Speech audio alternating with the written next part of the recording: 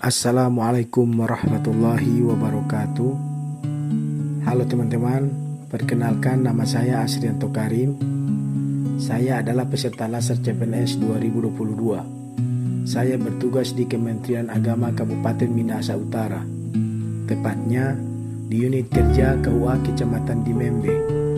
Saya lulus dalam formasi jabatan sebagai ahli pertama penghulu. Learning Journal ini dimaksudkan untuk memenuhi tugas yang diberikan oleh Bapak Sudirman Yahya SEMAP. Latsar pada tahun ini dilaksanakan secara daring. Proses pembelajaran dilakukan dengan metode sinkronus dan asinkronus. Pada kesempatan kali ini, saya akan bercerita sedikit mengenai pengalaman saya mengikuti materi via Zoom dengan metode sinkronus. Dan juga saya akan sedikit mereview materi yang saya terima. Pada pembelajaran sinkronus hari ini, kami menerima materi dengan tema manajemen ASN yang dibawakan oleh Bapak Sudirman Yahya sebagai salah satu widaiswara pada pelaksanaan Laser tahun ini.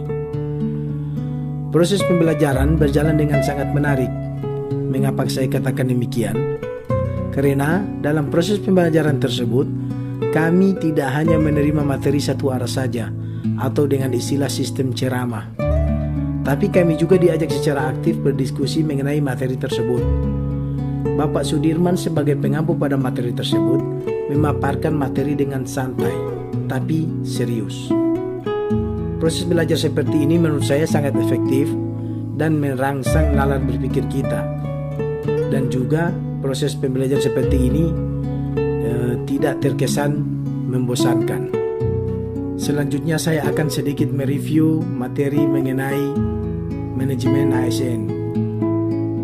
Manajemen ASN adalah pengelolaan ASN untuk menghasilkan pegawai ASN yang profesional, memiliki nilai dasar, etika profesi, bebas dari intervensi politik, dan bersih dari praktek KKN. Manajemen ASN meliputi manajemen PNS dan manajemen P3K. Dalam menyelenggarakan manajemen ASN, dianut asas efektif dan efisien, yakni sesuai dengan target atau tujuan dengan tepat waktu, sesuai dengan perencanaan yang ditetapkan. Untuk menjamin efisiensi, efektivitas, dan akurasi pengambilan keputusan dalam manajemen ASN, diperlukan sistem informasi aparatur sipil negara. Sistem informasi aparatur sipil negara diselenggarakan secara nasional dan terintegrasi antar berbagai instansi. Manajemen PNS meliputi beberapa hal. Pertama, penyusunan dan penetapan kebutuhan. Setiap instansi pemerintah wajib menyusun kebutuhan jumlah dan jenis jabatan PNS berdasarkan analisis jabatan dan analisis beban kerja. Penyusunan kebutuhan jumlah dan jenis jabatan PNS dilakukan untuk jangka waktu 5 tahun berdasarkan prioritas kebutuhan. Kedua, pengadaan.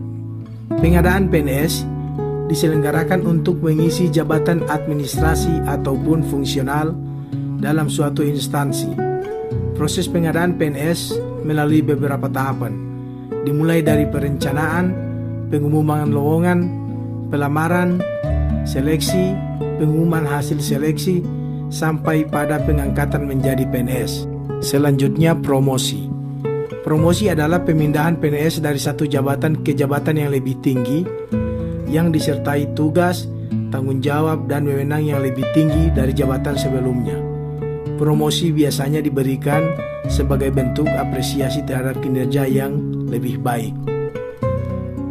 Selain promosi, ada juga demosi, yang merupakan kebalikan dari promosi itu sendiri, yaitu penurunan jabatan ke jabatan yang lebih rendah dari sebelumnya. Hal ini biasanya disebabkan karena menurunnya prestasi kerja. Dalam diri seorang PNS melekat kewajiban dan hak. Adapun kewajiban PNS antara lain setia dan taat pada Pancasila, Undang-Undang Dasar 1945, dan NKRI, menjaga nama baik instansi, memberikan pelayanan terbaik kepada masyarakat.